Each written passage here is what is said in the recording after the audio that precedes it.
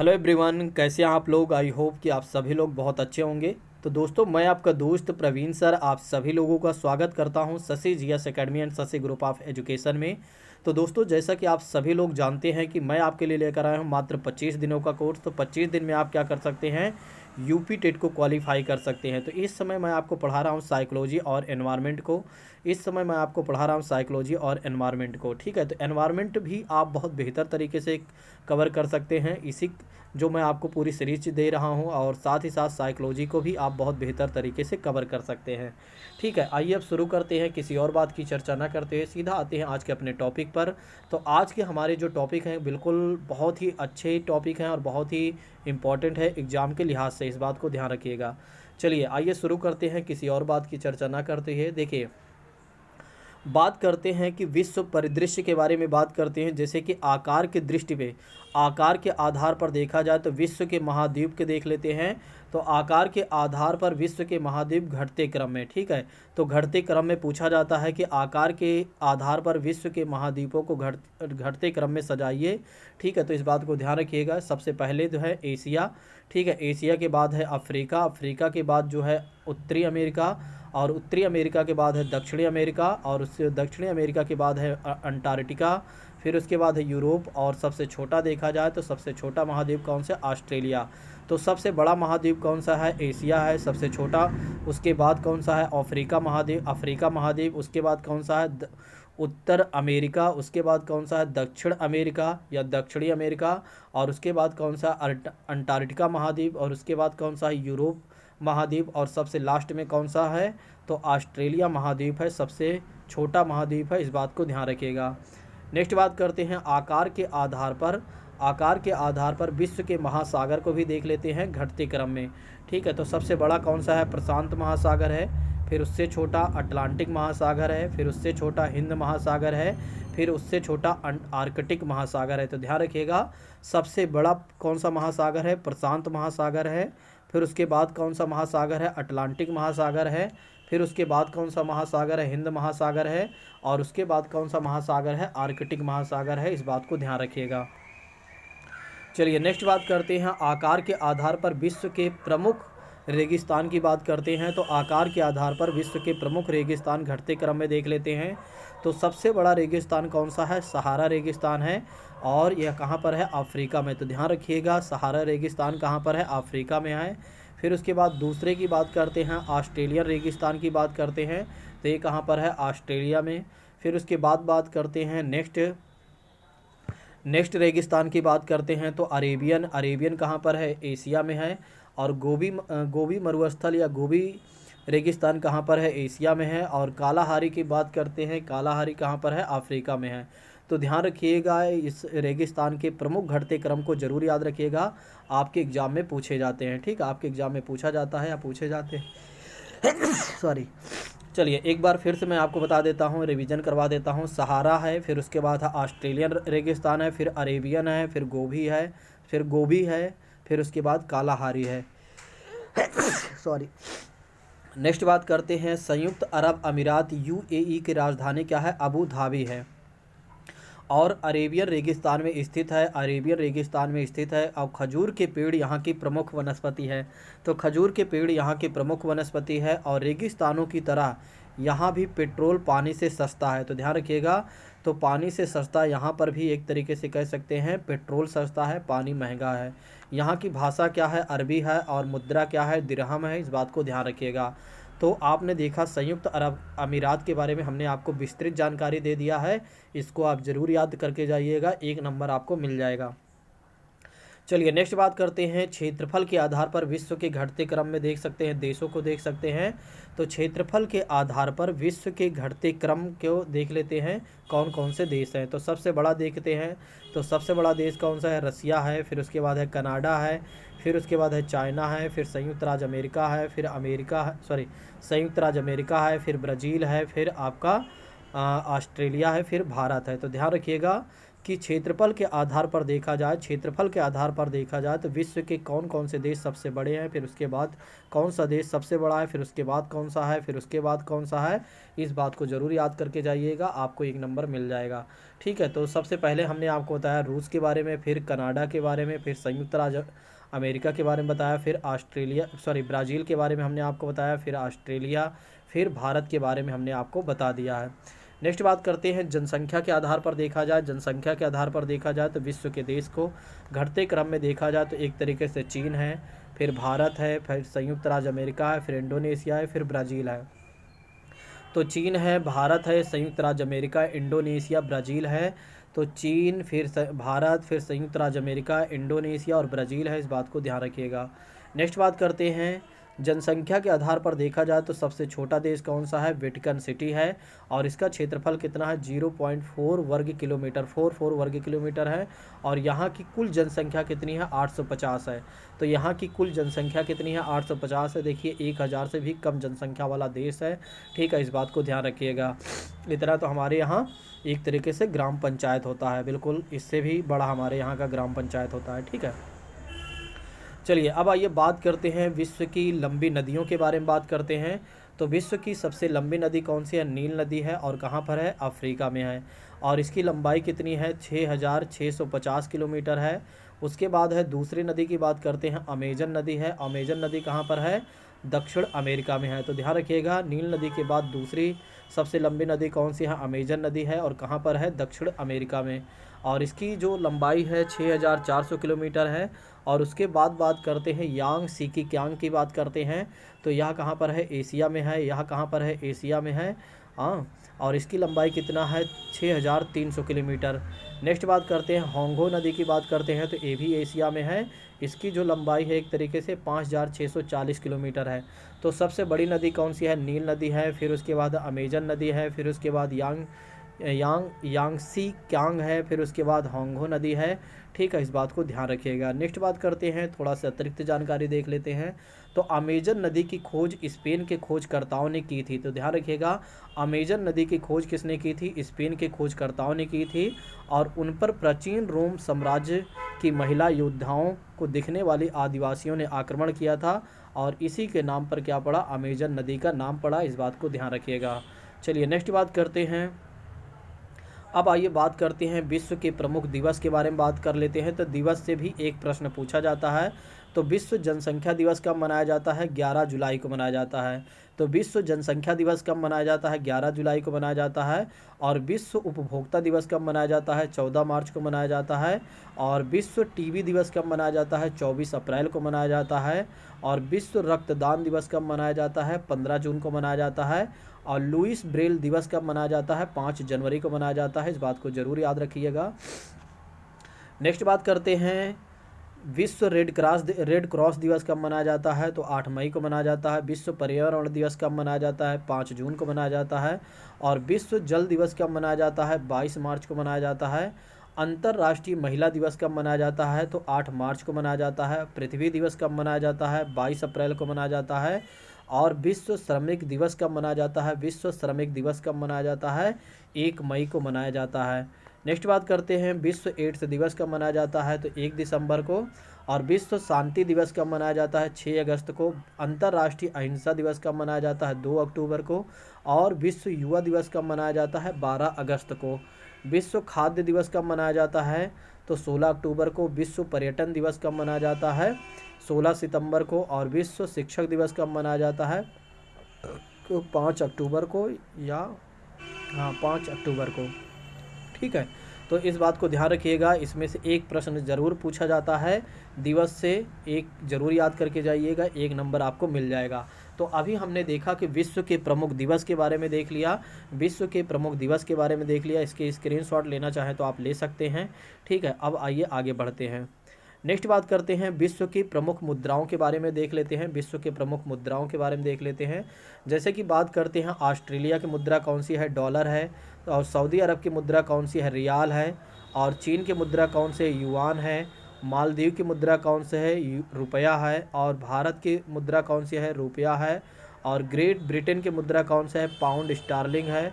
और मिस्र की मुद्रा कौन से है? पाउंड है। और इराक की मुद्रा कौन सी है? दिनार है। और मॉरिशस की मुद्रा कौन सी है? रुपया है। नेपाल की मुद्रा कौन सी है? रुपया है, इस बात को भी ध्यान रखिएगा। और इटली की मुद्रा कौन सी है? लीरा है। और दक्षिण अफ्रीका की बात करते हैं, यहाँ की मुद्रा कौन सी है? रैंड है। और ईरान की मुद्रा कौन सी है? रियाल है। सेशेल्स की मुद्रा कौन सी है? रुपया है, ज़रूर याद करके जाइएगा। और पाकिस्तान की मुद्रा पाकिस्तानी रुपया है, इस बात को ध्यान रखिएगा। तो अभी हमने आपको बता दिया रुपयों यानी कि विश्व की प्रमुख मुद्राओं के बारे में भी, कि कौन सा देश कौन सी मुद्रा को चलाता है या उसका प्रतीक क्या है, इसके बारे में हमने आपको समझा दिया है। चलिए अब आइए बात करते हैं, कुछ उपाधियां दी गई हैं, कुछ इतिहास की चीज़ों को आइए देख लेते हैं। कुछ ऐसे व्यक्ति हैं, कुछ ऐसे महान नेता हैं जिन्हें बहुत सारी उपाधियां दी गई हैं, आइए समझते हैं। जैसे कि बात करते हैं कि महात्मा गांधी की बात करते हैं, ठीक है। महात्मा गांधी की बात करते हैं तो इन्हें महात्मा की उपाधि किसने दिया था? तो रविंद्रनाथ टैगोर ने दिया था, रविंद्रनाथ टैगोर ने दिया था। और कब दिया था? जब एक तरीके से चंपारण सत्याग्रह में गांधी जी गए थे और इन्होंने, गांधी जी ने क्या किया था? तिनकटिया प्रणाली को समाप्त किया था, तभी रविंद्रनाथ टैगोर इनसे प्रभावित होकर महात्मा की उपाधि दी थी। नेक्स्ट बात करते हैं, सुभाष चंद्र बोस ने महात्मा गांधी को कौन सी उपाधि दी थी? तो राष्ट्रपिता की उपाधि दी थी, इस बात को ध्यान रखिएगा। और रविंद्रनाथ टैगोर, नेक्स्ट बात करते हैं, महात्मा गांधी ने रविंद्रनाथ टैगोर को कौन सी उपाधि दी थी? तो गुरुदेव की उपाधि दी थी, इस बात को ध्यान रखिएगा। नेक्स्ट बात करते हैं, वल्लभ भाई पटेल की बात करते हैं तो इनको उपाधि देने वाले बारदौली की महिलाओं ने दिया था और सरदार नाम से इन्हें उपाधि दी थी। तो ध्यान रखिएगा, बारदौली की महिलाओं ने क्या किया था कि सरदार वल्लभ भाई पटेल को सरदार की उपाधि दी थी, इस बात को ध्यान रखिएगा। डॉक्टर राजेंद्र प्रसाद को महात्मा गांधी ने कौन सी उपाधि दी थी? तो महात्मा गांधी ने इन्हें देश रत्न की उपाधि दी थी, इस बात को ध्यान रखिएगा। तो डॉक्टर राजेंद्र प्रसाद को कौन सी उपाधि दी गई थी? महात्मा गांधी के द्वारा देश रत्न की उपाधि दी गई थी। और स्वामी विवेकानंद को कौन सी उपाधि दी गई थी? महाराजा खेतड़ी के द्वारा विवेकानंद की उपाधि दी थी, विवेकानंद की उपाधि दी गई थी। राजा राम मोहन राय को, इसको जरूर याद करके जाइएगा, यूपी टेट वाले का फेवरेट क्वेश्चन है, यूपी टेट वालों का फेवरेट क्वेश्चन है। तो राजा राम मोहन राय को राजा की उपाधि किसने दिया था? तो अकबर द्वितीय ने दिया था, इस बात को जरूर याद रखिएगा। हरि विजय सूरी को जगत गुरु की उपाधि किसने दिया था? अकबर ने दिया था। और तानसेन को कठार भरवाड़ी उपाधि किसने दिया था? अकबर ने दिया था। और रामचंद्र राय रयान की बात करते हैं, इसकी उपाधि किसने दिया था? तो अलाउद्दीन खिलजी ने दिया था। नेक्स्ट बात करते हैं, मोहम्मद अली जिन्ना को कायदे आजम की उपाधि किसने दिया था? महात्मा गांधी ने दिया था। ठीक है, तो इन सब सारे बिंदुओं को आप जरूर याद रखिएगा, 1 से 2 प्रश्न हो सकता है पूछ लिया जाए। ठीक है, कुछ चीज़ें तो जरूर पूछा जाता है, जैसे कि बात करते हैं राजा राम मोहन राय को राजा की उपाधि किसने दिया था? तो इसको आप जरूर याद करके जाइएगा, अकबर द्वितीय को। ठीक है, अकबर द्वितीय को याद करिए जाइएगा, नहीं तो वहाँ पर आप अकबर प्रथम लगा कर आ जाएँ।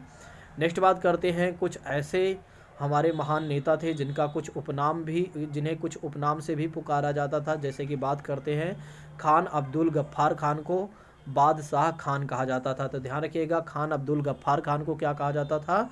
बादशाह खान कहा जाता था। और खान अब्दुल गफ्फार खान को सीमांत गांधी भी कहा जाता था। और बाल गंगाधर तिलक को क्या कहा जाता था? लोकमान्य तिलक कहा जाता था। तो बाल गंगाधर तिलक को क्या कहा जाता था? लोकमान्य तिलक कहा जाता था। और जयप्रकाश नारायण को क्या कहा जाता था? लोक नायक कहा जाता था। सरदार पटेल को क्या कहा जाता था? लौह पुरुष कहा जाता था।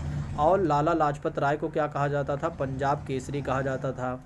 और शेख मुजीबुर रहमान की बात करते हैं तो इनको क्या कहा जाता था? बंग बंधु कहा जाता था।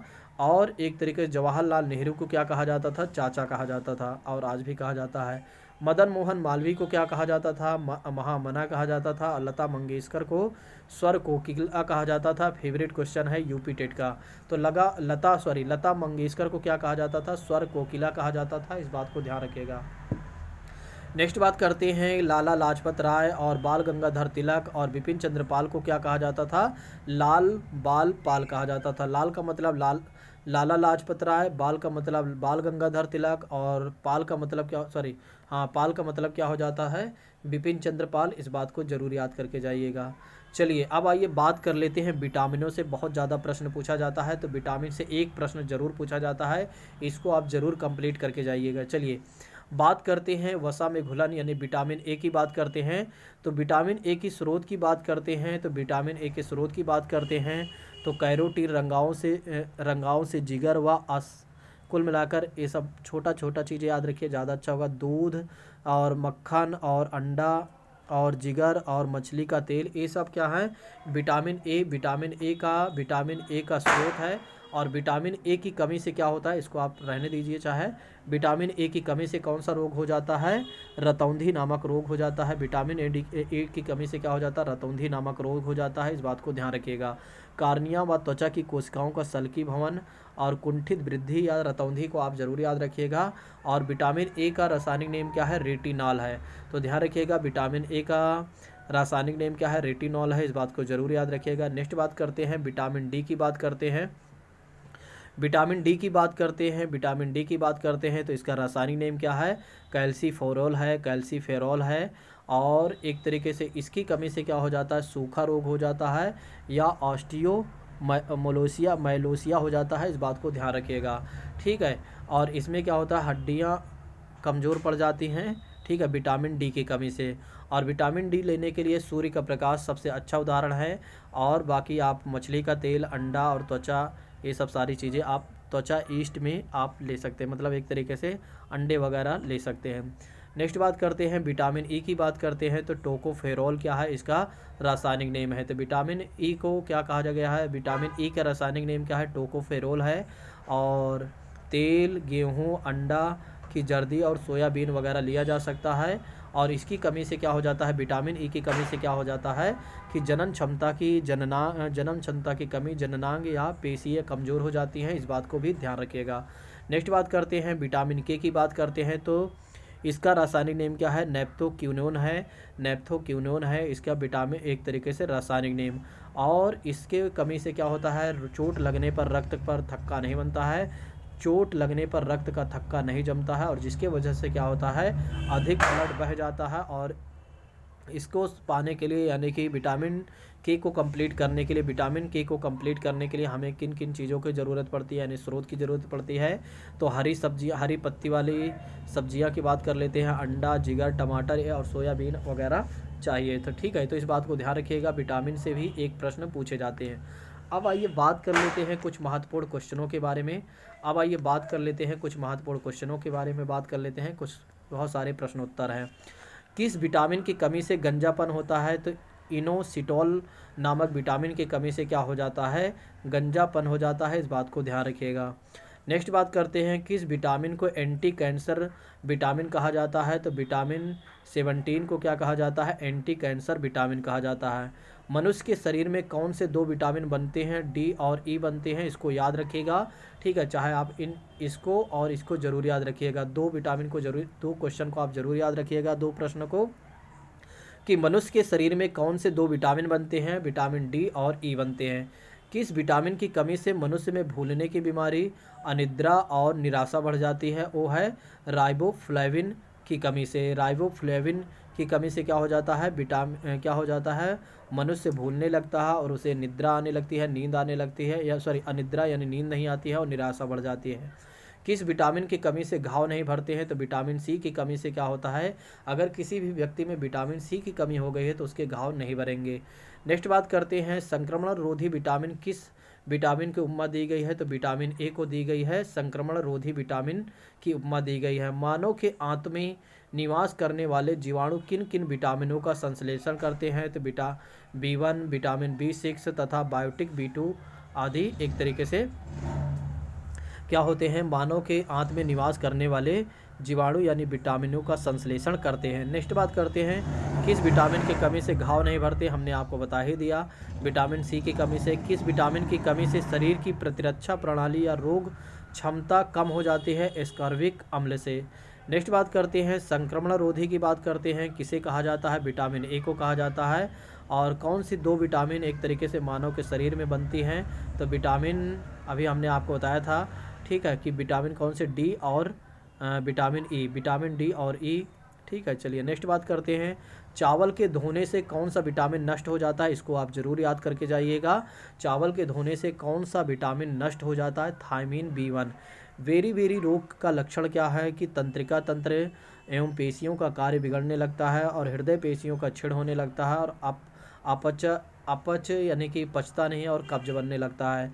नेक्स्ट बात करते हैं, अनाज के छिलके में मुख्यतः कौन सा विटामिन पाया जाता है? तो विटामिन B1 पाया जाता है। इसीलिए कहा जाता है एक तरीके से चावल को ज़्यादा नहीं धोना चाहिए, अनाज को बहुत ज़्यादा नहीं धोना चाहिए। नेक्स्ट बात करते हैं विटामिन जी नेक्स्ट बात करते हैं विटामिन जी किस विटामिन की एक अन्य संज्ञा है? एक अन्य संज्ञा यानी कि एक अन्य नाम से जानते हैं, राइबोफ्लाविन। विटामिन B2 को विटामिन जी के नाम से भी जानते हैं। विटामिन के का रासायनिक नेम क्या है? अभी हमने आपको बताया था। विटामिन सी का रासायनिक नेम क्या है? नैप्थोक्विनोन है। और बांझपन रोधी विटामिन का रासायनिक नाम क्या है? टोकोफेरोल। ठीक है, तो इसको भी याद रख के जाइएगा। ठीक है, यूपी टेट के इस तरह के क्वेश्चन फेवरेट होते हैं। बांझपन रोधी विटामिन का रासायनिक नाम क्या है? टोकोफेरोल है, इस बात को ध्यान रखिएगा। अब तक कितने विटामिन ज्ञात किए जा चुके हैं? 25। Vitamin D vitamin D3 vitamin D2 का रासायनिक नेम क्या है? कोली कैल्सीफेरोल और आर्गो कैल्सीफेरोल। विटामिन ए का पूर्व नेम क्या है? कैरोटीन है, इस बात को ध्यान रखिएगा। नेक्स्ट बात करते हैं विटामिन ए। नेक्स्ट बात करते हैं जीरो थैलमिया और किरेटोमोलेसिया और रीनोडर्मा और निक्टोफोलिया। विटामिन की कमी से होने वाला रोग कौन सा रोग हो जाता है? किस विटामिन की कमी से होता है? विटामिन ए की कमी से। तो ये सब आप मत याद रखिएगा। नेक्स्ट बात करते हैं, शरीर में कैल्शियम और फास्फोरस के अवशोषण या उपयोग को कौन सा विटामिन नियंत्रित करता है? तो विटामिन डी नियंत्रित करता है। सीलियक रोग किस विटामिन की कमी से होता है? विटामिन D3 की कमी से होता है, इसको आप याद करके जाइएगा। सीलियक नामक रोग को किस विटामिन की कमी से होता है? विटामिन D3 की कमी से होता है।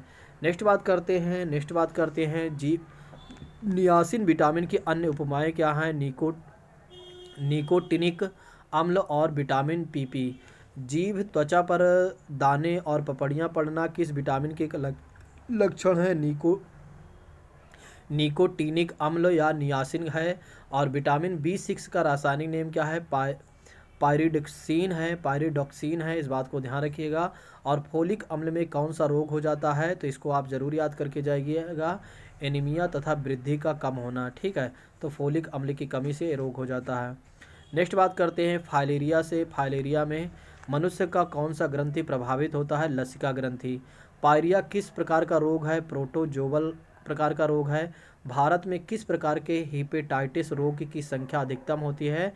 और हेपेटाइटिस बी की संख्या हेपेटाइटिस बी की संख्या जो होती है बहुत ज़्यादा होती है। नेक्स्ट बात करते हैं कुष्ठ रोग चिकित्सा के लिए अनुमोदित में 3 कौन सी दवाएं यूज की जाती हैं या शामिल है? डेप्सोन और क्लोफाजिमीन और रिफाइमिसिन है। नेक्स्ट बात करते हैं मलेरिया परजीवी का खोज किसने की थी? तो लेब्रॉन ने की थी, तो इसको भी याद रखिएगा। मलेरिया परजीवी की खोज किसने की थी? तो लेब्रॉन ने की थी। प्लाज्मोडियम फॉल्सीपेरम किस रोग का परजीवी है? मलेरिया का है। दाद किसके कारण होता है? इसको आप ज़रूर याद करके जाइएगा। दाग किसके कारण फैलता है? दाद किसके कारण फैलता है? तो ट्राइकोफाइटोन नामक कवक के कारण। BCG का आविष्कारक कौन थे? इनको भी याद करके जाइएगा, इसको भी याद करके जाइएगा, यूरिन कालमेंटन। किस रोग में जीवाणु बच्चों के श्वास नली में एक झिल्ली बनाकर अवरोध उत्पन्न कर देते हैं? डिप्थीरिया। तो इसको भी याद रख के जाइएगा। नेक्स्ट बात करते हैं बहुऔषधि उपचार किसके उपचार हेतु दी जाती है? कुष्ठ रोग निवारण हेतु के लिए। नेक्स्ट बात करते हैं फीता कृत्रिम संक्रमण फैलता है सुअर का अधपका मांस खाने से। ठीक है, इसको भी याद करके जाइएगा। डेंगू ज्वर किस रोग से फैलता है? तो एडीज नामक मच्छर से फैलता है। और चीनी पोडियम का तेल किस रोग में प्रयुक्त होता है? एस्केरियोसिस के नाम से फैलता है। ठीक है, तेल के रोग से प्रयुक्त होता है। नेक्स्ट बात करते हैं वायरस के उपचार में कौन सा प्रयोग किया जाता है? इंटरफेरोन का यूज किया जाता है। गठिया रोग जोड़ों में किस अम्ल के जमाव से होता है? यूरिक अम्ल से। संक्रामक रोग फैलने का माध्यम क्या होता है? हवा, जल, मिट्टी और खाद्य पदार्थों की वजह से। हाथी पाँव का कारक क्या है? वाउचेरिया और ब्रैकोफाइटाइन। नेक्स्ट बात करते हैं, पोलिया का विषाणु कौन सा ऊतक नष्ट करता है? मेरुरज्जु पृष्ठ के श्रृंगों को। उपार्जित बीमारियां कितने प्रकार की होती हैं? 2 प्रकार की, एक संक्रमण, दूसरे असंक्रमण। हेपेटाइटिस के लिए कौन सा इंजेक्शन लगाया जाता है? Gamma globin. इसको आप जरूर याद करके जाइएगा, ठीक है, ग्लोबुलिन, ठीक है, इसको जरूर याद रखिएगा कि हेपेटाइटिस के लिए कौन सा इंजेक्शन लगाया जाता है। नेक्स्ट बात करते हैं, जेनाइटल हर्पीज किस कारण से होता है? वायरस से होता है। एस्पिरिन व पेंटाजोनसिन नामक औषधि किस पादप से प्राप्त होती है? तो विलो से प्राप्त होती है, इस बात को जरूर याद रखिएगा। कुनैन नामक मलेरिया की दवा किस पौधों से प्राप्त की जाती है? सिनकोना से। और विश्व में प्लेग की शुरुआत कहाँ से मानी जाती है? चीन से। इसको भी आप याद रखिएगा कि विश्व में प्लेग नामक रोग कहाँ से मानी जाती है? शुरुआत कहाँ से मानी जाती है? चीन से, यानी चाइना से। डायरिया किस तंत्र को प्रभावित करता है? भैया इसको भी याद करके जाइएगा कि करने वाला प्रोटोजोआ जन्य रोग कौन सा है? पाचन तंत्र है, इस बात को ध्यान रखिएगा। नेक्स्ट बात करते हैं, स्लीपिंग सिकनेस किस मक्खी द्वारा फैलता है? सीसी मक्खी के द्वारा फैलता है, इसको भी याद रखिएगा। मराइस्मस एक ग्रसित रोग है, यह किसकी कमी से होता है? प्रोटीन की कमी से होता है। एथेरोलोक्सिस नामक किस पदार्थ के अधिक सेवन से होता है? संतृप्त वसा से। फ्लोरोसिस रोग किससे संबंधित है? दांतों की दुर्बलता से संबंधित है, इस बात को ध्यान रखिएगा। तो आज हमने जितने भी चीज़ें आपको पढ़ाया बहुत ही इम्पॉर्टेंट है आपके एग्ज़ाम के लिहाज से। आने वाले समय में इसी तरह से मैं टॉपिक आपको कवर करने वाला हूँ, आपके लिए मैं टॉपिक को कवर करने वाला हूँ। आज साइकोलॉजी की क्लास नहीं होगी, ठीक है, आज केवल और केवल एनवायरनमेंट की क्लास होगी, इस बात को ध्यान रखिएगा। आज की बातों को हम यहीं पर स्थगित करते हैं। Thank you so much. जय हिंद दोस्तों।